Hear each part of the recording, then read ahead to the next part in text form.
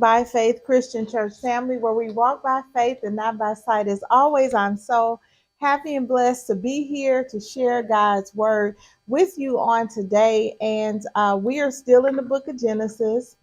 We're in Genesis, the 42nd chapter.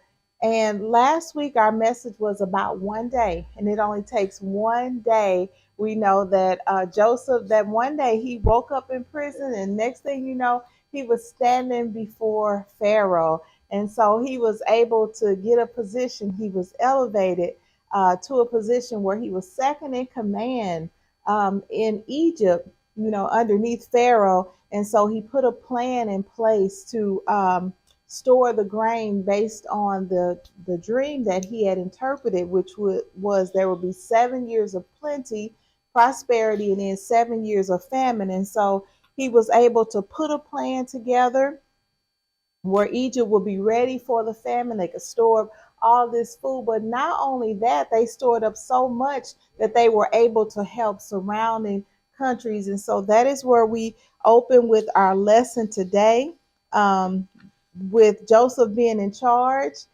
He's in charge of the food, distributing the food.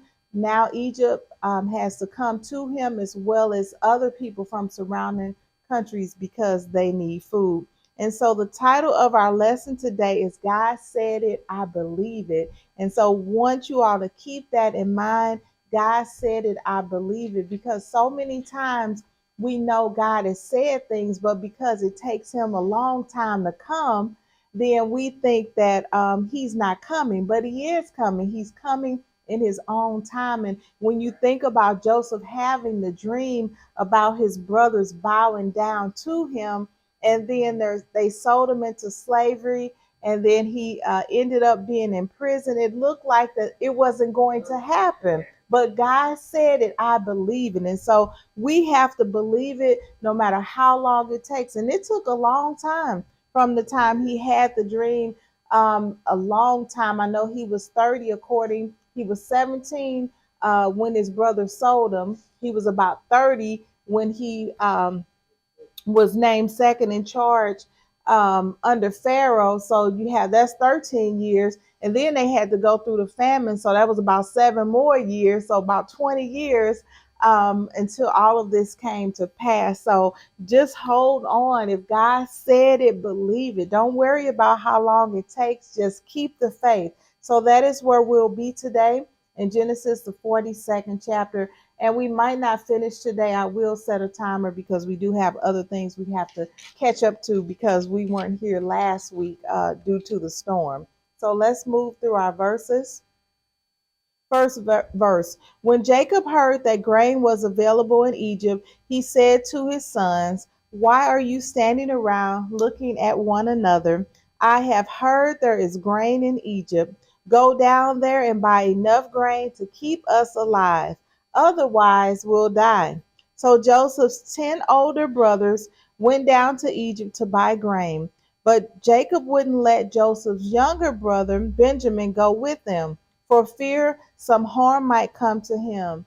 So Jacob's son arrived in Egypt along with others to buy food, for the famine in Canaan, for the famine was in Canaan as well. And so what do we have going on here? Now Jacob and his sons, they need food. Their family needs food. So Jacob, the father, is telling them, go down to Egypt and get some food. Like, why are you all standing here? What do you expect me to do? We don't have any more food. So go and get some food. And so, of course, they didn't know that when they got there, who would be there. But so they're on their way to Egypt to buy some grain. 10 brothers. They didn't take Benjamin. He was the last one. He was actually Joseph's biological brother. They had the same mom. Okay, we know they all had the same dad, but they had the same mom. So Benjamin couldn't go. He wasn't allowed to go, but the 10 other brothers were allowed to go and get grain in Egypt. All right, so let's keep going. Sixth verse. Since Joseph was governor of all Egypt and in charge of selling grain to all the people, it was to him that his brothers came. When they arrived, they bowed down before him with their faces to the ground. Joseph recognized his brothers instantly, But he pretended to be a stranger and spoke harshly to them. Where are you from? He demanded. From the land of Canaan, they replied. We have come to buy food. Eighth verse. Although Joseph recognized his brothers, they didn't recognize him. And he remembered the dream he had about them many years before. So we're going to stop there for a minute. All right, Joseph, his brothers come down there, and think about it this way. We know that Joseph was in charge of all the food, but can you imagine, according to my studies, so everybody's coming to buy food, you know good and well he had to have people helping him, supervisors and other people that he appointed to help distribute the food. But wouldn't you know it, his brothers ended up speaking with him instead of one of his designees, one of his supervisors. And that's not by chance, because there's no chance or coincidence with God. God has orchestrated this whole thing. And so they arrived there and they had to bow to Joseph, just like the dream that he had years earlier. They had to bow down to him, and he recognized them, but they didn't recognize him. And think about it now. He's in an Egyptian garb and he's speaking Egyptian. He's talking to them through an interpreter. He's older now. He was a boy when they sold him. So they didn't recognize him, but he recognized them. And so with this, God said it, I believe it.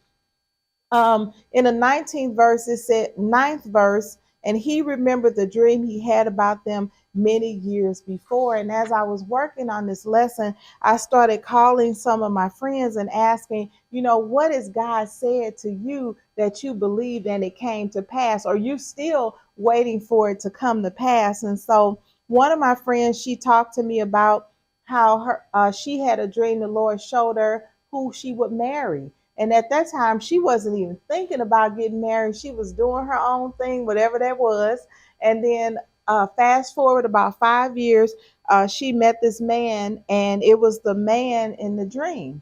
And so they ended up getting married. And, the rest, it was happily ever after, if you will. And so God will show us things. God said it. I believe it on today. Then I was talking to another friend, and she reminded me of how it had been prophesied to her by her pastor years ago that she would have always have a loaf of bread under her arm. And the interpretation of that dream was is that she would never be unemployed. She would always have more money than she needed for bills. She would just always have what she needed. And so that is just the way it is. God is continuing to bless her and her family. They never go without. They always have more money than month and all of that. How many know God said it? I believe it on today. All right. And then let's keep going. The other thing another friend said is that she was sick in the hospital. She was really sick and she thought she was going to die. And I know this to be true because she called me and said, I'm going to die. And I said, you're not going to die. You are not done with God's work yet. And anyway, God showed her that as sick as she was not going to die. And how many know she's still here today? And that was like over 30 years ago. And she is still here today. So God said it. I believe it. She felt like she was going to die. She even called me and told me she was going to die. But God said, no, you're not going to die. And so we have to believe what God said. All right, let's keep going. Then another friend, she had a dream. They laid people off of her job. And so she had a dream of the next place where she was going to be working. And so as she's very marketable, a person who can just get a job anywhere, always get a high paying job. So as she went on interviews, the places she went didn't look like what she saw in the dream. The offices looked completely different. And so, as she was getting these offers, good job offers, like close to home, work from home, six-figure salaries and all of that, she turned all those jobs down because those were not the office where they were trying to get her to work, was not the place that she saw in the dream. And so, she ended up continuing to interview, and she went into one place and it was the place she saw in the dream. So what do you think she did? She took the job, right? And so we have to realize that God said it. I believe it. Now, when you think about that, when I say she turned down some good jobs that were even better and more high paying than the one that she settled on, but she was following what God showed her on today. So we don't always have to chase the money and chase other things. We need to stay with what God has shown us. And the same way too it is here with Joseph. He had the dream long time ago, but God showed it later. All right, let's keep going. Um, I do have some that I would like to share. When I was trying to get a teaching job when I first graduated from college, and I had a full time job doing something other than teaching because I had to work my way through school. And so I couldn't get to the job interviews because I worked during the day.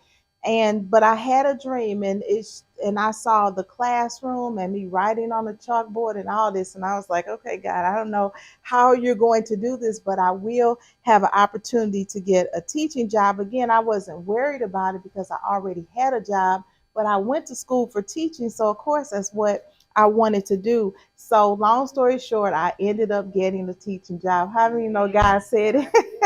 I believe it. Another thing that happened is I have so many of these that happened, is that I saw myself working in a different place and in a dream. And I wasn't even looking to change jobs at that time. I just wasn't. And so eventually it came about and I applied for a job. And when I walked in, I saw the place and I was like, this was the place in the dream, is what I said to myself. Remember, God said it, I believe it. And so I interviewed, and I knew then I didn't hear from them right away, but how many know that I knew it was my job because God said it, I believe it. And so with that there were little trials and tribulations through the whole process because I didn't get the job right away. When I got the job, some people in the office said to me, you know, you weren't the first person they offered the job to. The person they offered the job to turned it down. You were their second choice. And I said, that's okay because I was God's choice, you know? And so God will set it up that way where people will try to discredit or take away from the blessing that He has for you. The same way with Joseph, he went through all those trials and tribulations, but at the end, his brother still ended up bowing down to him. So if God said it, believe it. No matter what people have to say about it, I was okay with being the second choice because I was God's choice. That's just the way it went. The first person who they offered it to wasn't supposed to accept the job. The first person who they wanted, because that's not who God had for the job. God had me for the job because God said it. I believe it. The other thing is, now sometimes God is not always showing us good things. I just want to put that out there. Sometimes God shows us things and tells us things just to warn us or to prepare us or have us to pray about certain things, because we know that God can say this is going to happen, but something different could happen. And we know that with Hezekiah, when the prophet came to him and God was saying to him, you're going to die. And so he turned his face to the wall and he prayed and all that. And then the prophet had to come back around and tell him that God had added some years to his life. So sometimes our dreams and our visions and the messages that we get from God are to warn us. And so I just want to share a couple of those with you all, because I can share the good things that God has shown me, but God has also dealt with me on some things that were not so pleasant that took place. And so one of the dreams I dreamed that my dad had died in my aunt's bathroom, and I didn't know, what that was about, and I don't know why I saw my dad. I don't know, but a week or so later, my uncle ended up dying in my aunt's bathroom, and so I was like, okay, God. So God has shown me that somebody was going to die in my aunt's bathroom, and that came to pass. One of my friends told me that I talked to her and she was in this tumultuous relationship with her spouse. And so it was the kind of thing where they break up, get back together. You know how people do, break up, get back together. And her spouse, every time they would break up, he would leave and move somewhere else. And then he would be gone for a couple weeks and he would come back. They would reconcile. And then everything would be good again to the next time they had an issue. And so the last time God that her husband decided to leave, God said to her, "This is final. Like he won't be back. This is all this back and forth you all are doing. This is it." And so what ended up happening was the husband left because people get into a cycle. We leave, we get back together. We leave, we get back together, and all of that. And so what ended up happening was they didn't get back together after this last time. And so with that, she was very disappointed. But what God showed her is that this time wouldn't be like other times. It's done, it's over with. The other thing I want to share is when I first met my ex-husband Carl, we met in school. We were taking night classes and we weren't dating or anything like that. And I had a dream about him that he passed away as a young person. Like I was at his funeral, I saw him in his casket, everything. And so I talked to him and we were friends. And I said to him, "I had a dream and you're going to die early," is what I said to him. I didn't know. For me, this is the way I see it. Like I could say that to somebody, "You're going to die early," because God showed that to me. But I also know that God can change it. You can eat better, live better, exercise. You can do all kinds of things to reverse that. And so that always stuck with me, and it always concerned me along the way during our relationship, our marriage, and our friendship. And so we know a couple of years ago he passed away, and he was a young man, and it was just like I saw it in my dream. And so God said it, I believe it. And so it's not always the good things that God shows us. Sometimes God gives us warnings too. And so we have to know that God is still on the throne, and that's what we talked about today in our Sunday school class. And just like here with Joseph, it was a long time coming, but his brothers ended up bowing down to him. So, what has God said to you on today? What has God shown you? What kind of dreams have you had? What has the prophet said to you? God said it, I believe it. So, I want you to hang on to that on today, that belief, because it is coming. All right, so let's keep moving. Make sure I didn't miss any of my points. I had so many things here because so much has happened. All right. So when Joseph he recognized his brothers, he asked them where they're from. They said they are from Canaan. He accused them of being spies. And again, he recognized them, but they didn't recognize him. So let's keep moving. We're going to still be in the ninth verse, but we'll start at the part where it says, "He said to them, 'You are spies. You have come to see how vulnerable our land has become.' 'No, my lord,' they exclaimed. 'Your servants have simply come to buy food. We are all brothers, members of the same family. We are honest men, sir. We are not spies.' 'Yes, you are,' Joseph insisted. 'You have come to see how vulnerable our land has become.'" So again, Joseph is talking to his brothers. Again, he's talking through an interpreter. He's accusing them of being spies. They're saying, "No, we're not spies. We're just here to get some food, is what we've come for." 13th verse. "Sir," they said, "there are actually 12 of us. We we your servants are all brothers, son of a man living in the land of Canaan. Our youngest brother is back there with our father right now, and one of our brothers is no longer with us." But Joseph insisted, "As I said, you are spies. This is how I will test your story. I swear by the life of Pharaoh that you will never leave Egypt unless your youngest brother comes here. One of you must go and get your brother. I'll keep the rest of you in prison. Then we'll find out whether or not your story is true. By the life of Pharaoh, if it turns out that you don't have a younger brother, then I'll know you are spies." And so Joseph is setting this thing up. And they said, we only missing one brother, but they didn't say what happened to the one brother, which was Joseph. And then they're talking about, they have this other brother, and he's saying to them, well, in order for you all to leave, then you're going to have to bring your youngest brother, Benjamin, which what it was Joseph just wanted to see his brother. He just wanted to see his brother. And so with that, he set this plan up for them.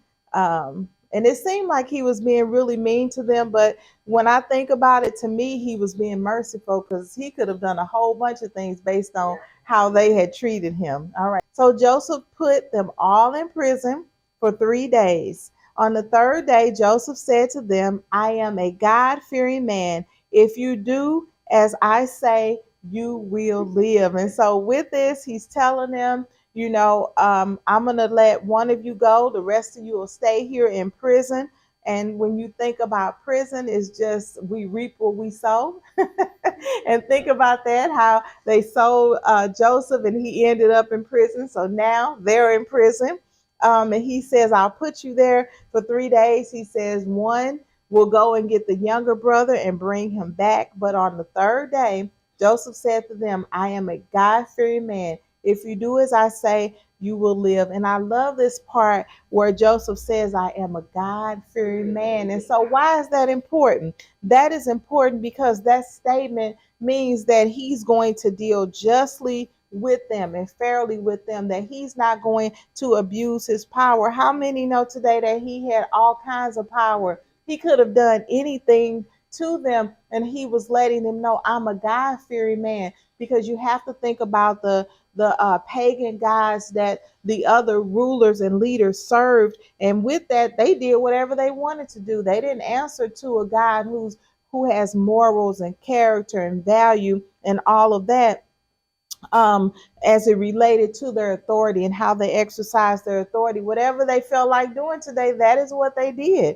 And so, what he's saying here, I'm a God fearing man. Joseph is saying, God guides me. How many are God fearing on today? And so, no matter how much power and authority we have on today, we need to still let God guide us. Just because we can do it, that does not mean we should do it. Just because we should buy it, that does not mean we should buy it on today. Just because we can treat somebody a certain way, that does not mean we should do it on today. We have to be God fearing. We have to have morals and integrity and follow God's word. And so that is what he was saying here on today. The other thing that he was saying and doing this by saying, I am a God fearing man, is that he was trying to establish trust with his brothers. And he's saying, if you follow my instructions, then I will do what I say I will do. So again, he's trying to establish trust. And with God fearing people, people who are not God fearing in authority, how many know it can be really crazy on today because they are influenced by everything that's going on around them. They are even influenced by their own power. And I think if you've never had power, then you may not know how power can change people, how power influences people, how power can get people to do things that they shouldn't do. That's why we have to remain God fearing on today. And I was thinking about with this God fearing part, how I was at work one day and one of my coworkers was sitting at the table, the table where the school board sits. And we meet at a different table, but in the same room. And I walked in, and my coworker was sitting at the table where the school board sits, and she rubbed her hand across the table and said, come on up here with me and sit down and feel the power.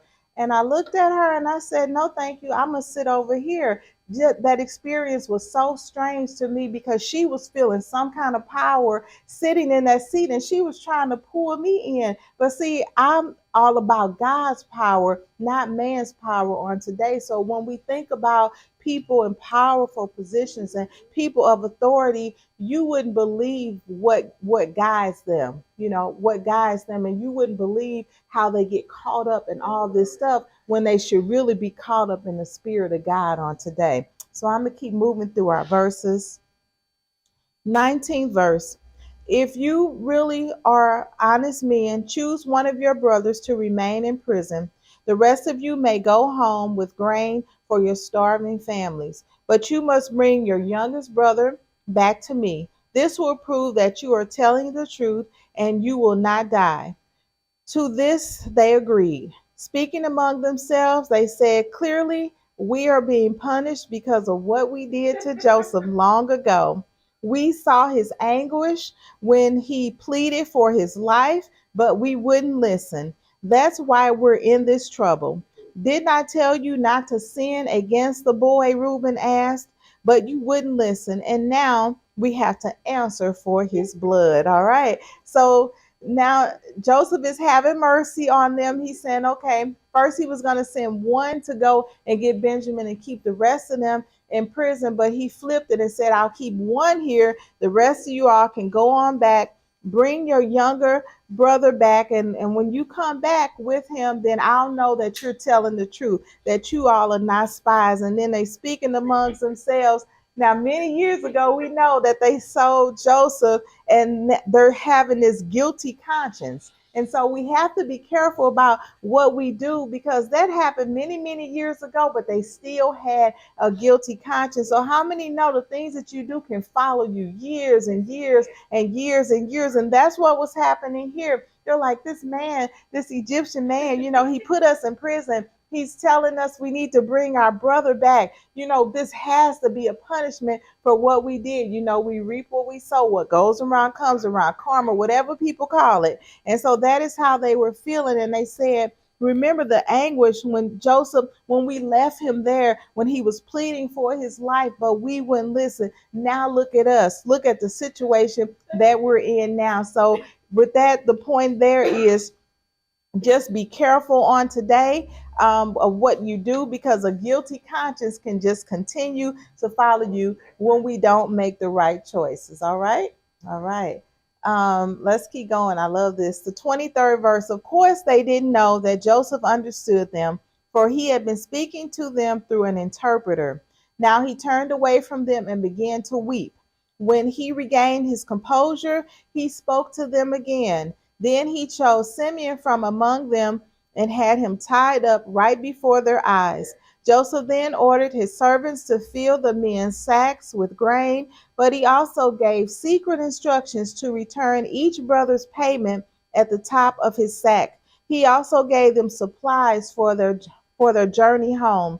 So the brothers loaded their donkeys with the grain and headed for home. All right. So they were saying, oh my goodness, I think this is karma. This is, we're reaping what we're sowing. They're talking right in front of Joseph, but they think that he's an Egyptian, but he understands exactly what they're saying. And so Joseph turns away and he wept. It says, because it was just the moment of truth is what it really was. And then it confirmed that they realized what they had done. And so sometimes we have that aha moment where we realize what we have done and we're like, oh my goodness. And so that is what was happening here. But again, they didn't know that he was standing there and he could understand them, because he had been speaking with them through an interpreter.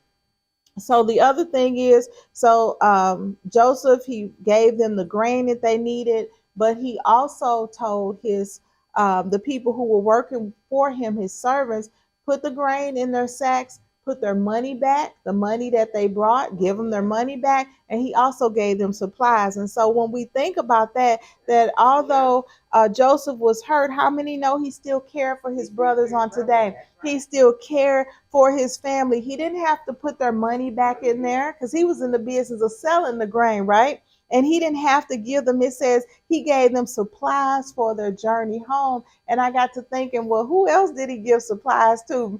Other people came for grain, but I don't think he gave them supplies. At least they mentioned it. So it must have been important that he gave them their money back. He gave them grain, and then he also gave them some supplies. All right. So they're heading home now.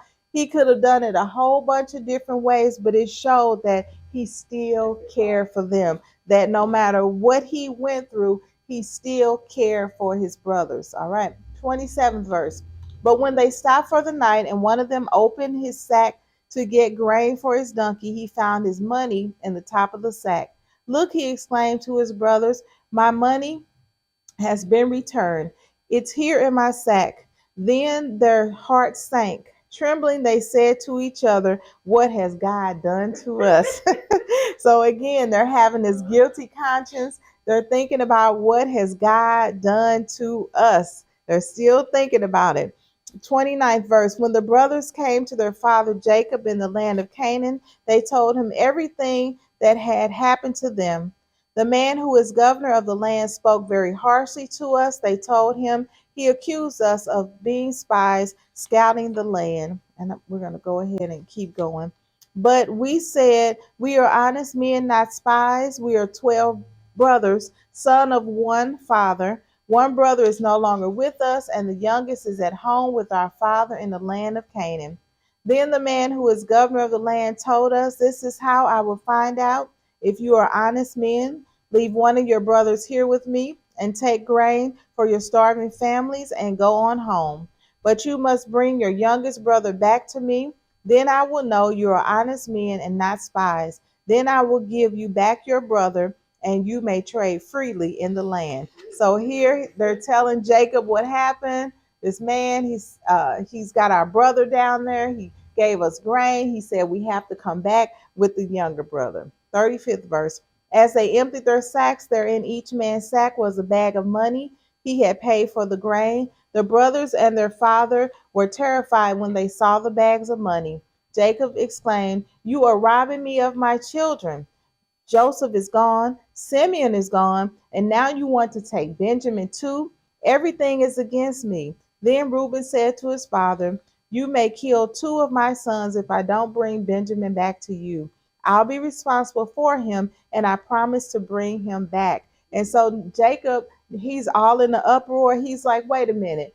Y'all want to take Benjamin down there? Joseph is gone, exclamation mark. Simeon is gone because Simeon is still down in Egypt in prison. And now you want to take Benjamin too. He said, everything is going against me, is what Jacob said. And so what Jacob meant here is that in my studies, it talked about he always believed that the brothers had something to do with Jacob's disappearance. With Joseph's disappearance. So he always believed that. And then now Simeon, and then now you want to take Benjamin. He says, everything is going against me. How many have times where you feel like everything is going against you on today? That's what Jacob was saying. So we're going to read the last few verses and then we'll move into our points. But Jacob replied, my son will not go down with you. His brother Joseph is dead, and he is all I have left. If anything should happen to him on your journey, you would send this grieving white-haired man to his grave. And so he's saying to them that Benjamin is all he has left. Benjamin is not all he has left. He has 10 other sons, but he loved Benjamin just like he loved Joseph. And so because they had the same mom, and that was the one who Jacob loved the most, his wife who he loved the most. So he's saying right in front of them, just the same way he played favorites with Joseph, he's doing the same thing with Benjamin. He's telling his 10 sons, if something happened to them, I'll have nothing left. But that's not true.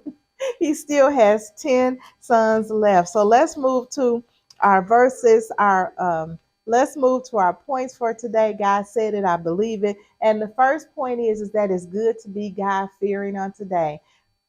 God should be guiding our lives. When we think of doing something that we know is inappropriate, God should be saying, I wouldn't do that if I was you. We should hear a little voice that said God would not be pleased with that. Or in my mind, when I think about when I'm getting ready to do something I shouldn't do, or I'm thinking about it, what would God think about this? God sees me, he hears me, he knows all about it. What would God think? So it's really good to be God fearing, because that will guide what we do. When we think about Joseph, he could have taken revenge on his brothers, couldn't he?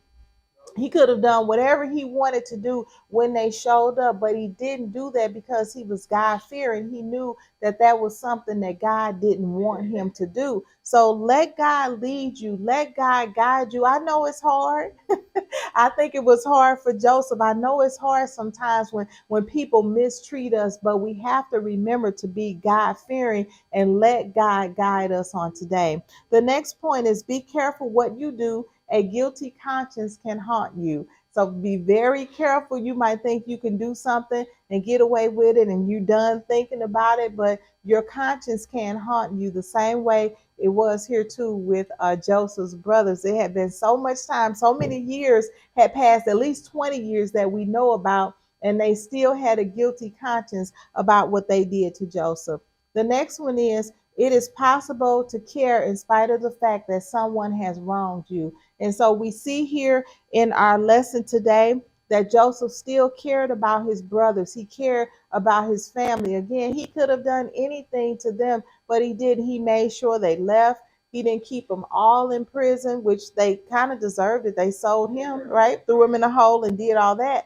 But he didn't do that. And he gave them their money back and gave them supplies and gave them grain and all of that. So he still cared. Even, after they mistreated him, he still cared for them. So it is possible that in spite of the fact of someone wronging you, that you can still care for them. And then the last point is the same as always, and that is that God is faithful.